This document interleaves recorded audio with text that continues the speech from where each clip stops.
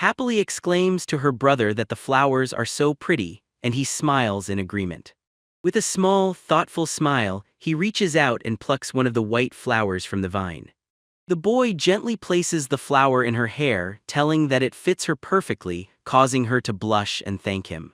Her joyful expression suddenly falls as she lets out a small gasp, prompting her brother to ask with concern what is wrong. She looks down with a sorrowful gaze, wondering aloud if it was painful for the flower. He realizes he failed to consider that and has upset her, but thinks to himself that it is all right because is on track to grow up into a kind person. Embracing his sister, the boy reaffirms his resolve to change her future, having been reincarnated as the older brother of a villainess fated to die. The scene shifts to a vision from his past life, where he is suddenly slapped hard across the face. His girlfriend at the time furiously demands to know who is more important, her or his sister, and declares that they are breaking up. He touches his face as the vision concludes, reflecting that it was from a past life and remembering that his family had a lot of love for each other. He recalls that because of their parents' busy work schedules, he had to stand in for them, even telling his sister to eat her carrots as she loudly refused. It had always been his responsibility to also take care of his sickly sister, who would often be unwell in bed. The screen on his phone shows that the time is 21:09. Her hand gently holds onto his as he looks at the device. Arriving home, he announces that he will start making dinner, but she, coughing on the sofa, requests a drink and his special blend of hot tea. His sister explains that she is en route this time after he asks if she is playing that game again. He tells her not to push everything she finds a pain onto him when she says it is the combat part of the game and asks him to play. Touching her forehead, her brother confirms she has a fever and says dinner will be late, causing her to think that she has been exposed. She protests that she already decided to see the end of this character's route today as he takes the controller, telling her to go back to her room and sleep. He resigns himself to playing in her stead after she proposes that she lie down and watch, calling it a good compromise that can't be helped. He thinks about the game's story of hero and saintess, considering it a standard as a prompt asks if he wants to read the book. His sister asks if he means the villainous Caroline, just as he internally marvels at the amazing drill hair character who calls the protagonist a gutter rat. He explains that he doesn't prefer that type of character but rather sees her as a pitiful person whom no one ever loved, as his sister recalls how Caroline even died in the story. Lying comfortably in bed, she tells her brother that she will probably leave mid-game in his life as well, prompting him to tell her not to say such things. He declares with a serious expression that in the future, he plans to tell any boyfriend she brings home that they will have to go through him first. Blushing under the covers, she protests that saying something like that is what a father is supposed to do. The scene shifts to a hospital room where he recalls how they seemed like doting siblings on the surface, as his sister's voice apologizes to him. In his memory, a frail thanks him for being with her all this time, believing she has been causing him problems their whole life. Her brother cries out her name in anguish, desperately insisting through his tears that he never once thought of her as a bother. He is left hunched over in grief at her bedside after she passes away, narrating that was how his sister's life came to an end. With a look of shock, learns from someone off-panel that his parents were involved in a car accident and have been taken to the emergency room. He stands solemnly in the rain before their graves, recalling the police's theory that they were probably driving recklessly to be there for his sister's final moments. After the sudden death of his entire family, narrates that he stopped forming meaningful relationships with anyone. He types at his keyboard, explaining that he had a crippling fear he would once again lose someone close to him. His colleague suddenly grabs him from behind at his desk, cheerfully announcing it is time for their drinking session, but apologetically says he is a little occupied. The man insists that the excuse will not fly again and that is joining them today no matter what, as the management will get mad at him otherwise. At the restaurant, a colleague asks San if he just had a baby, and he enthusiastically confirms it while offering to show them a picture. San excitedly shows a photo of his daughter, asking if she is cute and looks on and quietly agrees. A female colleague then asks him if he is married or has a girlfriend, and he explains that his last girlfriend was back in university. The woman then suggests he go on a light date with her shy friend, revealing that the girl had told her during lunch that she finds him attractive. He internally realizes that the drinking session was a setup for a date. Politely declines the offer, explaining that he is not looking for anything romantic recently, and the woman understands while apologizing for putting pressure on him.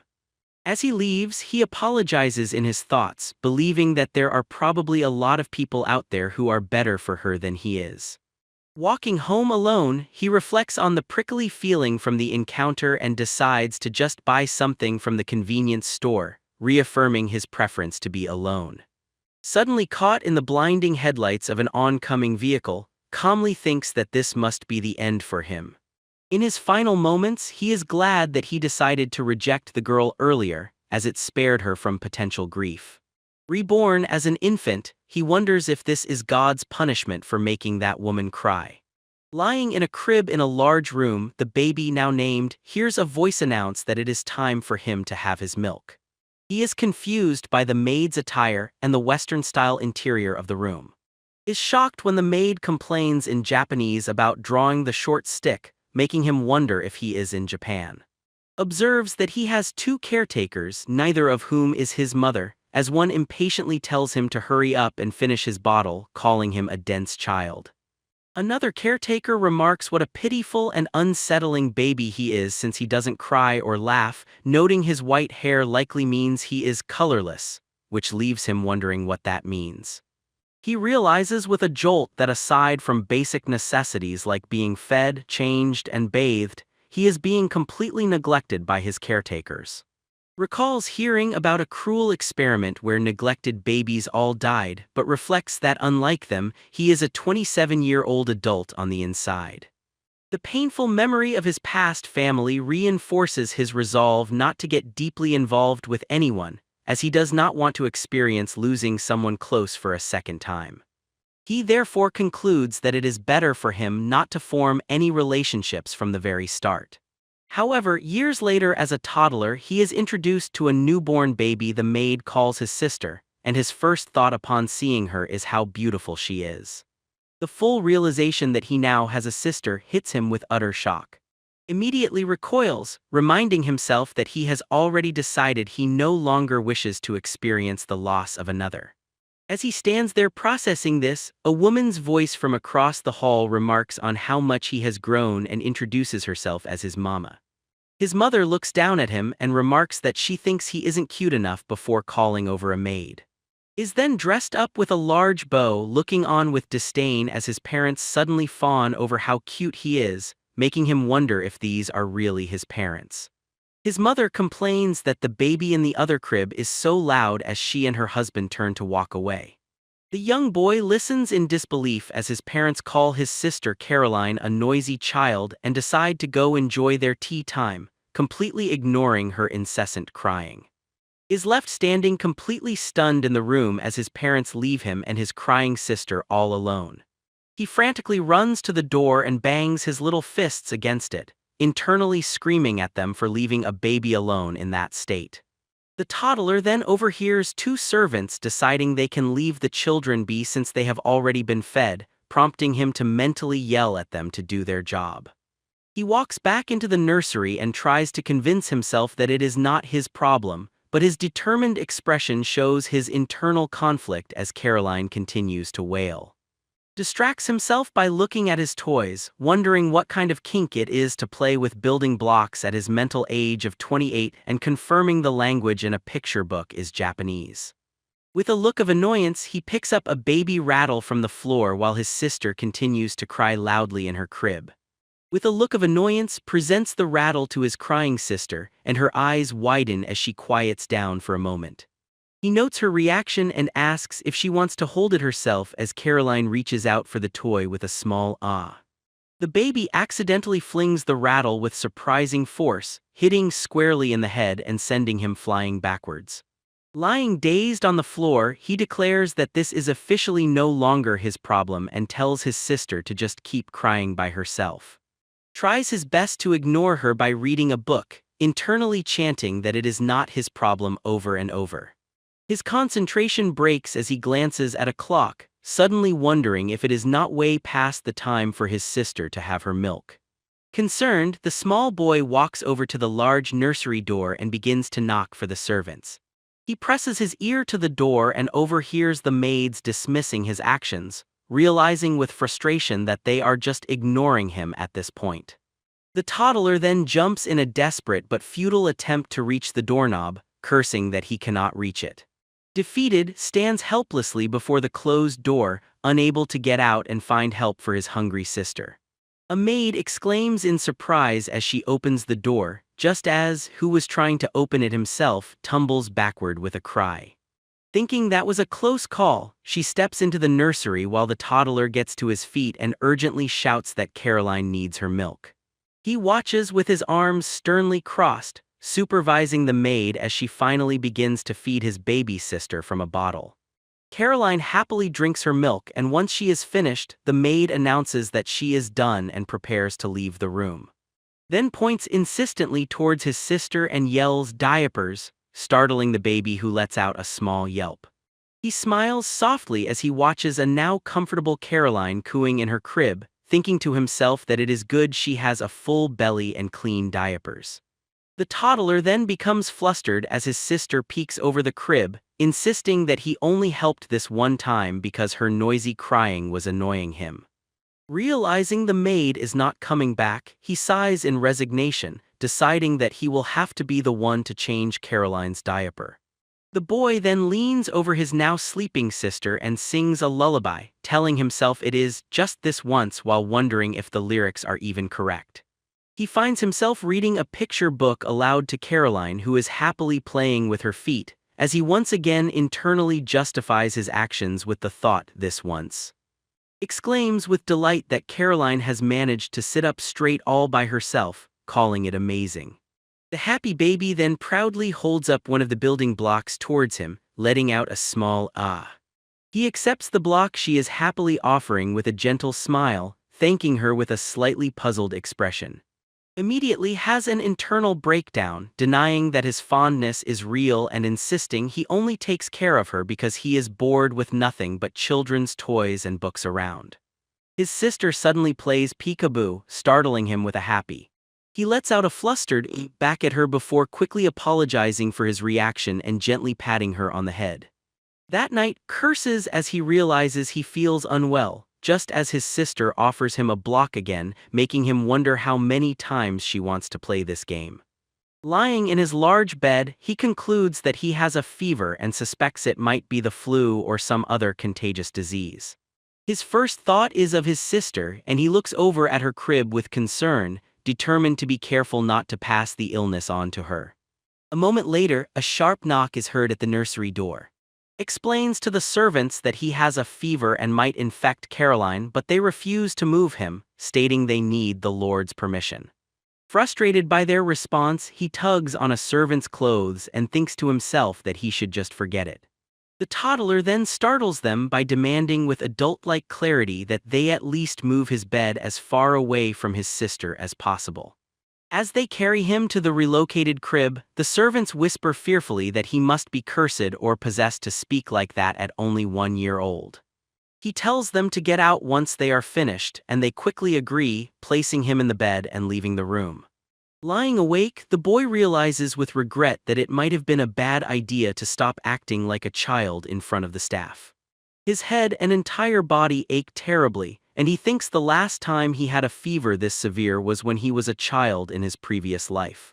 A memory surfaces of his past life, recalling how his sister was always by his side whenever he was sick. In his feverish delirium, he sees a crying silhouette and wonders who it is before faintly calling out's name. His own past voice then echoes in his mind, reassuring the crying girl that her will stay right by her side and asking her to please stop crying. Waking with a start, remembers his illness and frantically tells his sister across the room that she cannot come any closer because it might be a contagious disease. With tears welling in her eyes, Caroline reaches out from her crib and desperately calls out for her, over and over.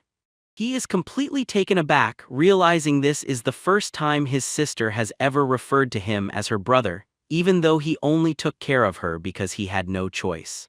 Caroline then begins to climb precariously over the railing of her crib, causing to shout "no" in absolute panic from his bed.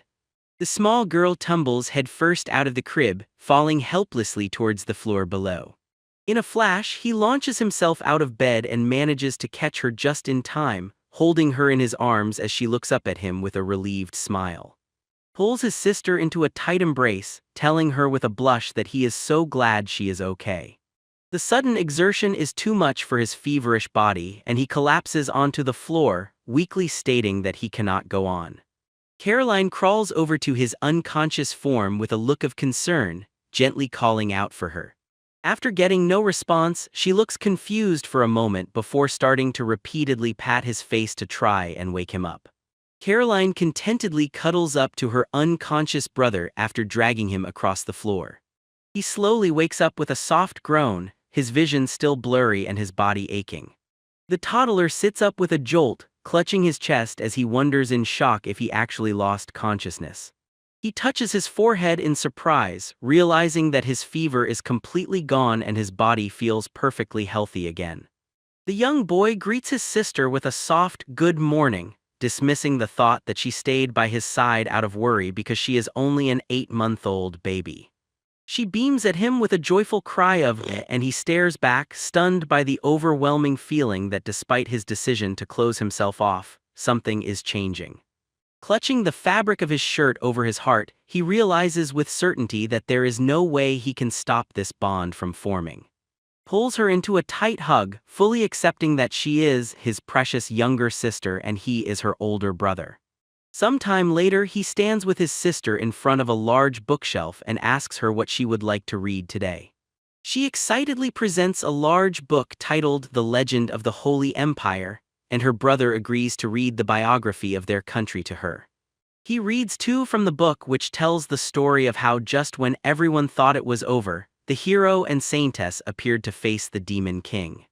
She looks up at him with a questioning, as he comments that it is a rather standard, but he dismisses her concern, saying it is nothing. Suddenly stops in his tracks, shocked as he repeats the names hero and saintess from the story. His eyes widen in horror as he realizes this is the same world as the game from his past life, and that, with her golden hair and scarlet eyes, is the villainous Caroline. A memory from his past life shows him sitting on the sofa, dejectedly realizing that another option to save the villainess has failed as she is defeated on screen. He had desperately strategized, thinking a survival route might exist if the capture target was close to Caroline, but ultimately concluded that this was wrong as well. His sister had found him still awake playing the game late one night, explaining that she had woken up because she was thirsty. She asked if he liked the game that much since he had spent so much time on it, telling him to stop staring and go to sleep before wishing him good night. He reflects that it was because of what his sister said that he developed the self-serving wish to find a survival route for Caroline, believing it would also be a way to keep by his side. However, a route like that never existed for the villainess in the game, and in the end, death came for his own sister as well. With his heart pounding in his chest, panics at the horrifying realization that this sweet child is the villainess fated to die, thinking he cannot go through that again. Completely unaware of his inner turmoil, gives her brother a loving hug and a kiss on the cheek. He mentally begins to sum up the situation, confirming that he has been reincarnated into the tale of the brave saint, a dating game he played in his previous life. The young boy now exists as a background character who is also the older brother of the villainous Caroline. He recalls that in the game, the player becomes either the hero or the saint depending on their chosen gender and meets romantic interests during their time at the academy. The story is split into 3 parts, with the first taking place at the academy and the second being an adventure to reseal the awakened demon lord. Remembers that the third and final part has individual routes for each love interest, though the academy section makes up more than half of the game's story. He knows that Caroline only appears when the player chooses the female route and is characterized as a selfish, arrogant, and incredibly jealous person from the start. This is a direct contrast to the game's protagonist, who is portrayed as an honest, innocent, and pure character befitting the title of saint. As more people are drawn to the saint, Caroline's jealousy causes her to lash out, but this only serves to improve the saint's reputation when the various love interests come to her defense. He remembers the game's plot in which Caroline is unable to bear her jealousy, joins hands with the demons to kill the saint, and ultimately dies as a result of her misdeeds. His somber thoughts are interrupted when gently pulls on his vest to get his attention. She proudly presents a drawing she has made, happily calling out to her as he asks what it is. Praises her work as amazing and very good, giving her a thankful pat on the head as she closes her eyes in contentment. As his sister happily asks to draw more for him, he becomes resolute, thinking that he must be able to do something to avoid her death. The young boy stands with his arms crossed, concluding that if he raises right, she will not grow up to be arrogant and therefore will not fall to the demon's temptation. His attention is drawn to two servants in the hallway who whisper to each other while looking in his direction. He then recalls a critical piece of lore. The reason Caroline becomes a villainess is because she is treated coldly by the servants and receives no love from her parents. The boy walks through the mansion, considering that this seems to be the logical cause for her tragic path. With a new goal in mind, he hops up the grand staircase, pondering the concept of parents' love and how he can provide it for his sister. Despairs, realizing he has only seen their parents once when they dropped off and now faces the impossible task of getting them to love her. Stealing his resolve, he decides that nothing will happen unless he tries to contact them first and knocks on a large door. The boy stands before the butler in a large study and asks to speak with the master and the mistress of the house. He is stunned to learn from the butler that his parents do not even live there, meaning there is no chance of meeting them anytime soon. The toddler silently screams at his absent parents for abandoning their children in an entirely separate mansion. Panics as he realizes it has been a whole 3 months since he left the message, but his thoughts are interrupted by telling him she needs to wee-wee. Her brother looks at her with urgency, telling the squirming girl that they will go soon. In a mad dash, he scoops up his sister and runs frantically down the hallway towards the bathroom. The boy emerges from the restroom carrying a happy and relieved, thinking to himself that they made it just in time. His eyes widen as a voice from downstairs suddenly announces the arrival of the master and mistress. From his perch on the second-floor railing, excitedly calls out to his father and mother as they arrive in the foyer below. The butler panics, shouting for to watch out and get down from there immediately. Completely ignoring her son's greeting, his mother turns to the head servant and asks if he has prepared tea for them. The young boy realizes with utter frustration that they are ignoring him as his father impatiently orders the tea to be served right away. After asks what a mother and father are, her brother tries to reassure her that they simply did not notice them, shocked that she does not even know who they are.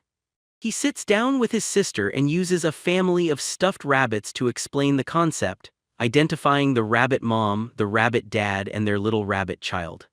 The toddler continues the lesson by explaining that a father and mother are people who love you, hug you, and stay by your side to protect you.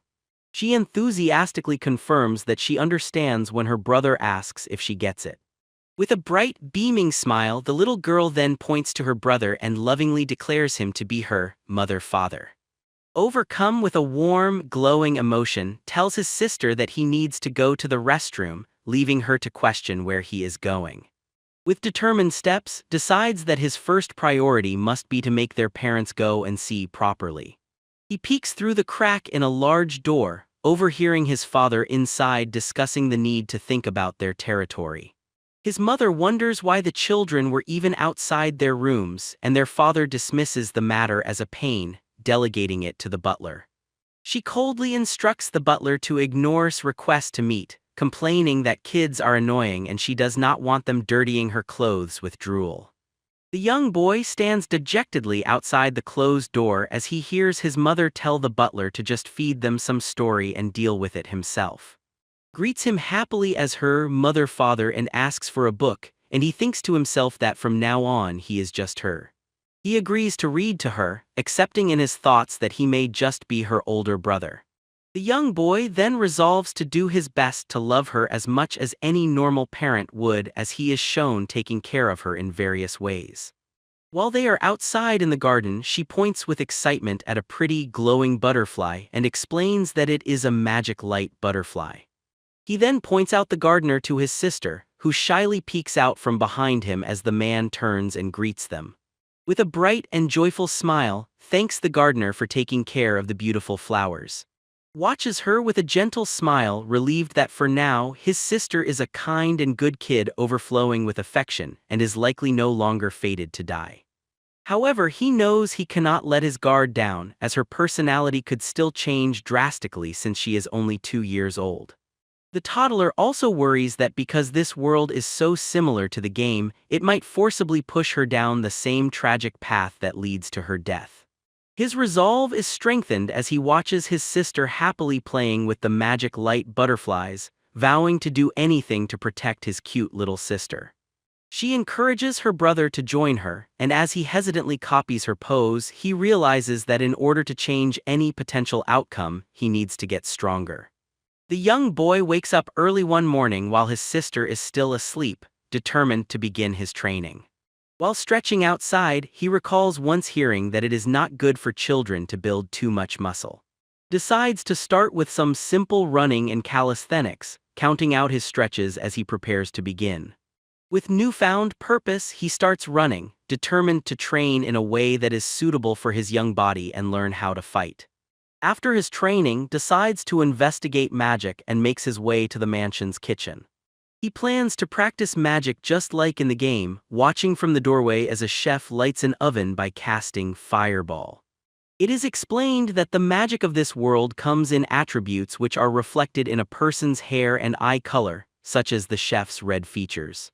One of the kitchen staff turns around and asks the young master what he is doing there, but hesitates for a moment. He nervously says that he wanted some water, a request the man then passes along to a nearby kitchen maid. The maid, who has blue hair and eyes, demonstrates her ability to use water magic by summoning.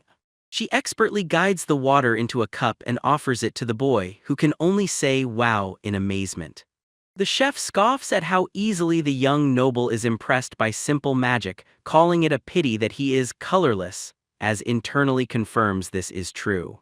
While drinking, he recalls that white hair indicates no attribute, and that while everyone has mana, only those without an attribute cannot create spells by materializing it. The narration concludes that because of this, the only ones who cannot inherently use spells are the colorless. In the kitchen, a servant speculates that the young lady with hair will surely inherit the house, as it is bad to have a colorless heir. A maid then gushes that the master and mistress would be delighted if manifested light magic, before angrily questioning how the parents could treat such an important child so coldly.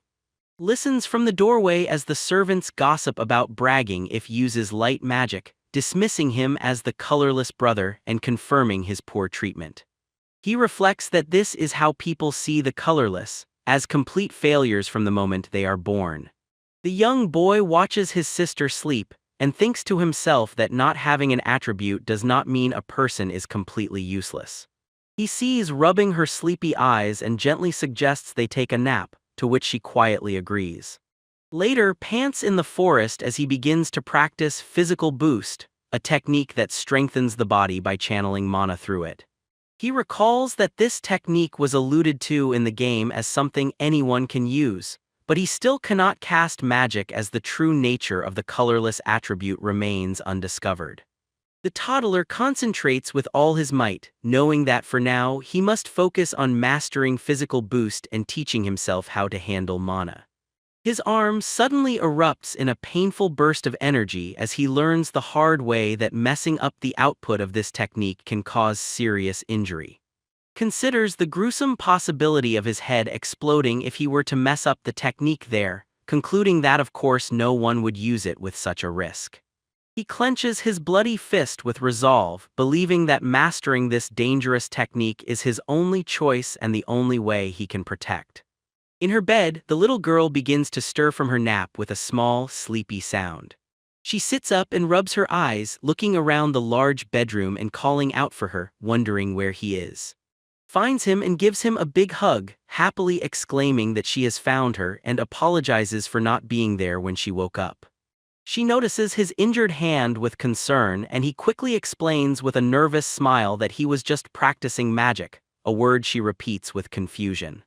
Quickly wraps his hand with a cloth to hide the injury, apologizing if it scared her, but the sight has already brought to the verge of tears.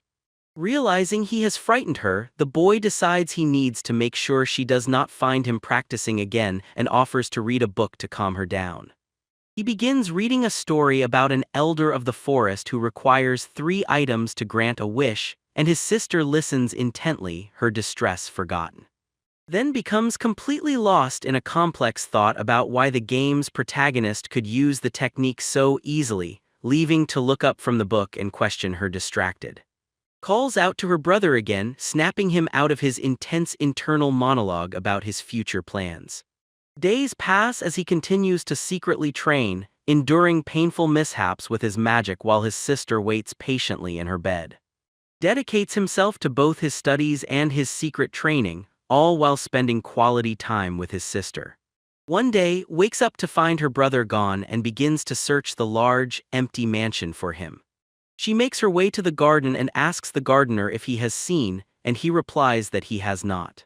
A young apprentice tells her that she should not be walking around alone and offers to escort her back to the mansion.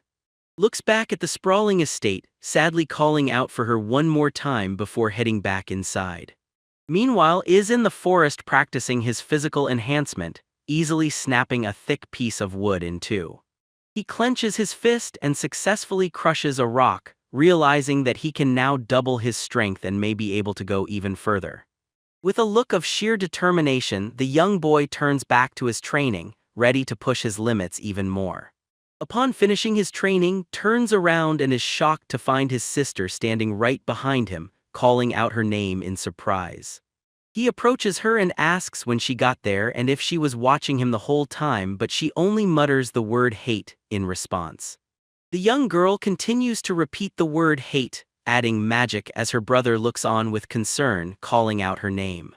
With tears streaming down her face, says that she wants something, looking at him with a heartbreaking expression that leaves him speechless. She clutches her hands to her chest and tearfully confesses that she wants her to stay with her. Is horrified, questioning what he has been doing and realizing how his actions have caused her pain. He berates himself for hurting his sister and making her cry, understanding that his quest for strength has defeated the very purpose of protecting her. The toddler looks at his crying sister and realizes with clarity what she has needed from him most of all. With a sincere apology, he pulls her into a tight, comforting embrace as a magical light envelops them. Tells his sister that while it may sound like an excuse, he loves her more than anything and nothing will ever change that. Looks up at him with teary eyes and asks if he really means it, and her brother confirms his love with a sincere, "I promise." Her tears immediately turn into a bright, joyful giggle as she looks at him with pure happiness. As they walk back towards the mansion hand in hand, she calls out to her brother and tells him to listen. The little girl asks with concern if he is sure about this, wondering if magic and getting hurt is not scary, but then declares with confidence that she is sure because she is with her. Then clarifies with a determined pout that she does not hate magic itself, but she hates seeing her get hurt. Is completely taken aback, realizing with shame that she cried because she was worried about him and that she will love magic as long as he stays with her. He happily decides to teach his sister some magic and she enthusiastically agrees, calling him sensei. The toddler begins the lesson by explaining that her attribute is fire, which means she has 2 attributes in total, light and fire, due to her hair and red eyes. Recalls from the game that Caroline, despite having the aptitude for light magic, could never use it, as it is a rare ability that requires more than just the attribute. He remembers a rumor from the game that the key to using light magic was to think of someone else and cherish them in your heart, a vague concept known as the magic of the saint. As happily creates a ball of dark fire, wonders if this means she should now be able to use light magic since she fulfills the rumored condition. He pats his sister on the head and tells her she is amazing, causing her to giggle with delight. The boy watches her practice and worries that if she uses light magic, she will be targeted by powerful figures, questioning if he can protect her on his own. As time passes and the siblings grow well together, he begins to gain hope for their uncertain future.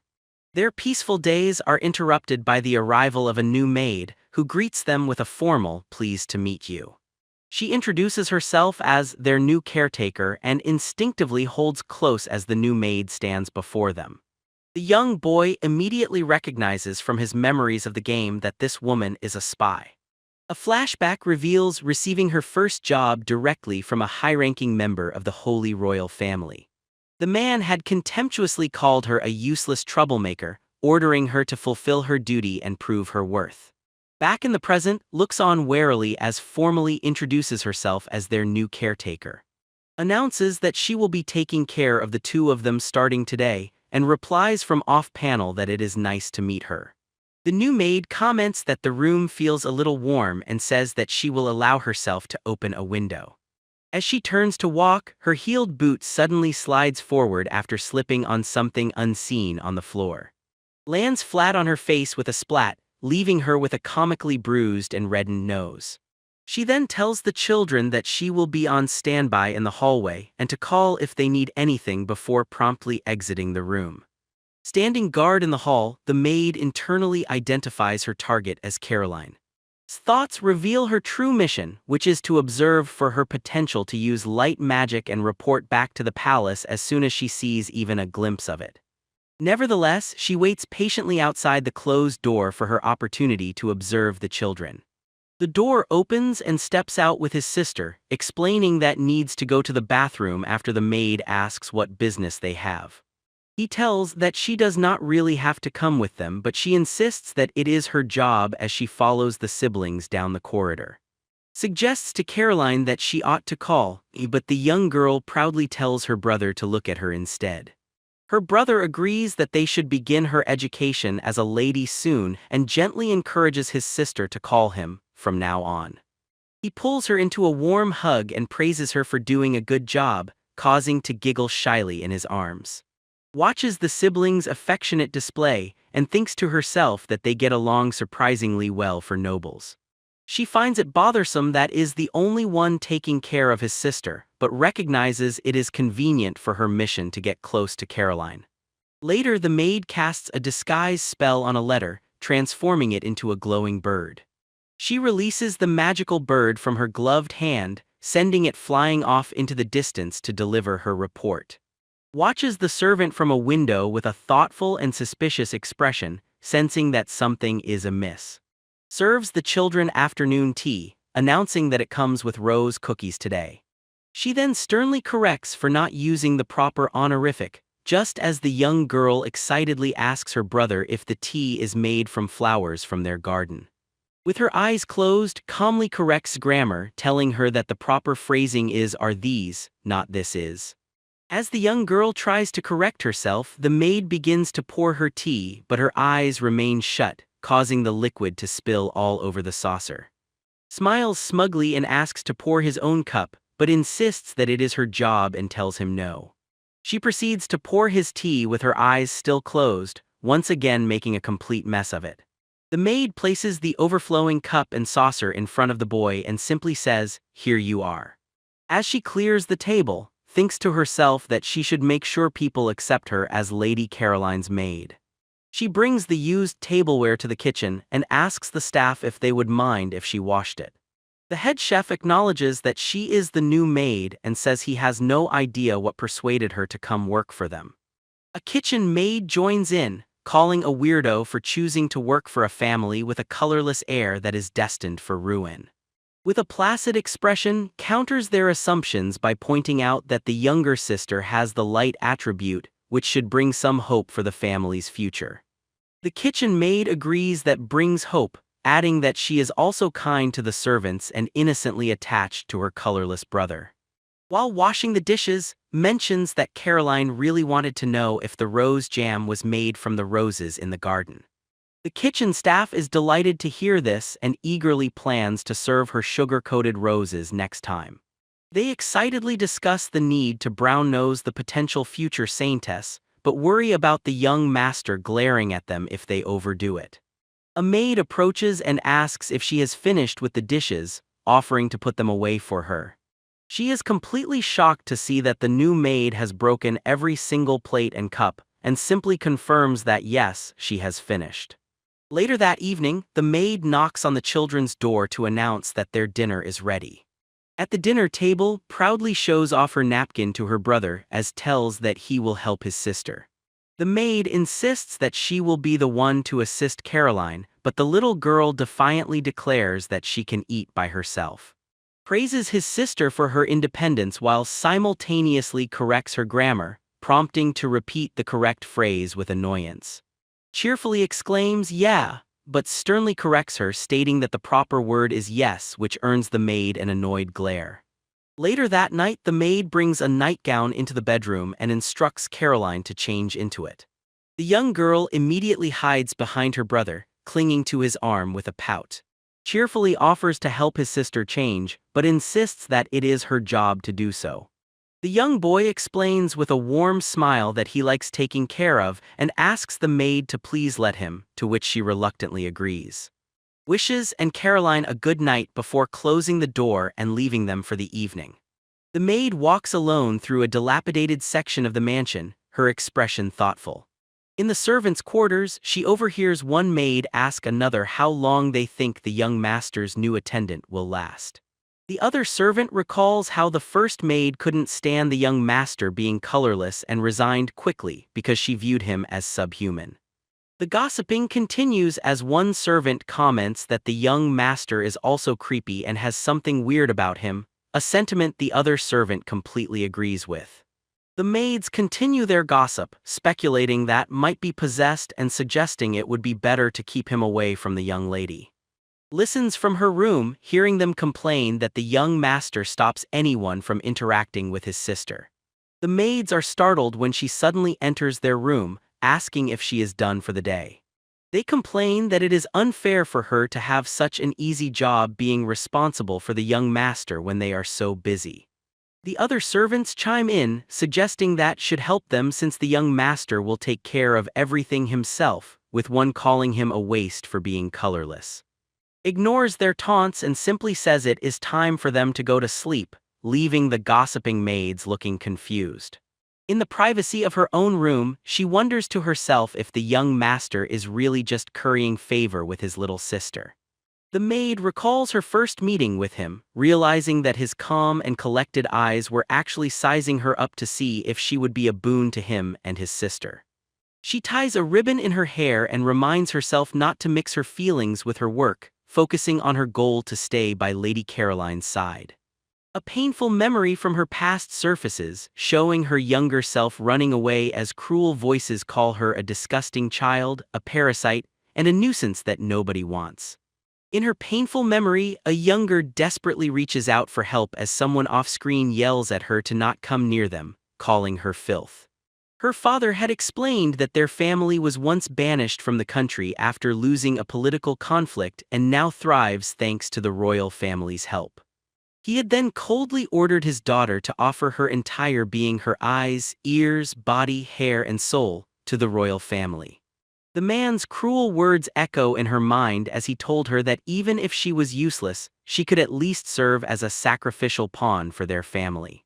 Young had wondered if dying for her family would finally make her father accept her.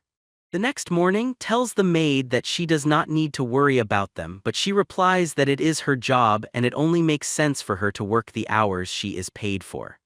Tells Caroline it is time to change clothes, but the little girl throws a tantrum and clings to her brother, insisting that she wants him to do it.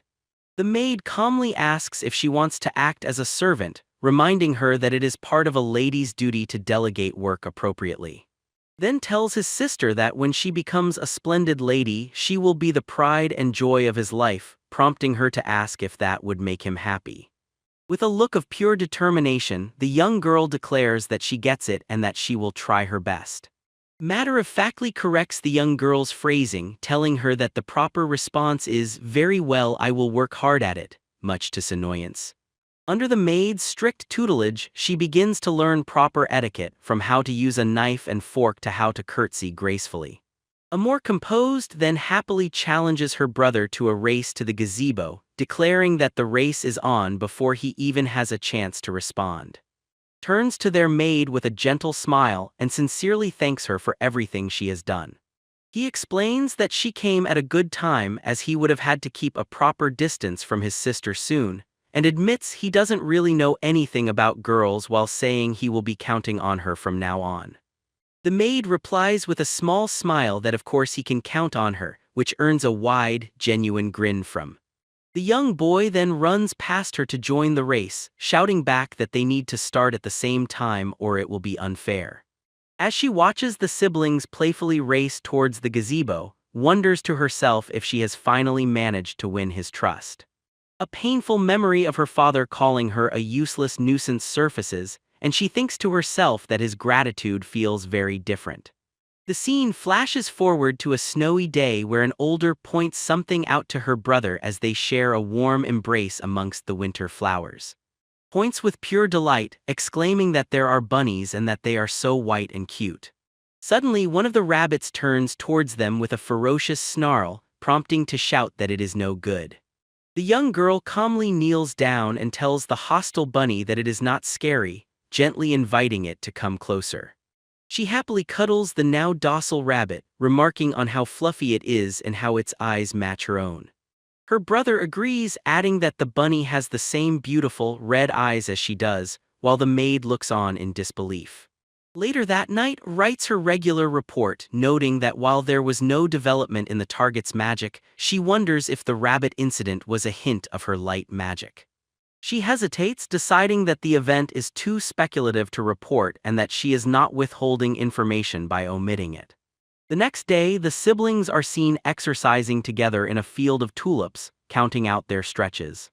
Draws a circle in the dirt and asks his sister if she remembers what he taught her yesterday, and she confirms that she does. He explains that while casting magic is said to be a matter of intuition, he believes she will not be able to cast spells properly unless she understands the fundamentals first. From her hiding spot, observes that must love Lady Caroline very much to be so passionate about teaching her despite being colorless. She then wonders to herself if he must surely be jealous of his incredibly talented younger sister. The maid watches as concentrates with all her might, grunting with effort as she tries to cast a spell. A burst of sparkling light suddenly erupts from the young girl's hands, leaving her to stare in wide-eyed amazement.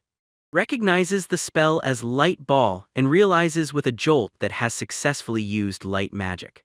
The maid immediately understands the implications of this, knowing she must report it right away, which will lead to Caroline being summoned to the royal palace. Excitedly shows her brother the glowing ball of light she created, proudly exclaiming, "Look what I did." Knows that her job will force the siblings to live apart, a thought that weighs heavily on her as she watches them. Later that evening, the maid clears the dinner table with a somber expression, her mind still on the events of the day. As she is about to leave, calls out her name and asks to have a talk with her after falls asleep. Is shown fast asleep in her bed, completely unaware of the tense meeting about to take place. Leads the maid to a secluded spot, and she asks what this is all about, sensing a strange feeling coming from him. Her eyes widen in complete shock as he calmly asks if she is a spy from the palace. Panics and begins to tremble uncontrollably, and takes her flustered reaction as a yes. He then proposes a deal, offering to keep her identity a secret if she stays quiet about magic, but the maid refuses, stating her loyalty to the royal family. The toddler then calmly reveals that he knows she is actually an elf, much to her utter astonishment. He threatens to expose her if she does not listen to his request, knowing the public backlash would be severe since elves are considered enemies. She realizes that he would throw the entire nation into chaos, but smirks and says that the only thing that matters to him is safety. The young boy then points out that it would be her, the one who swore loyalty, who would bring ruin upon the royal family. With a confident and calculating gaze, he asks her one last time if she will accept his offer.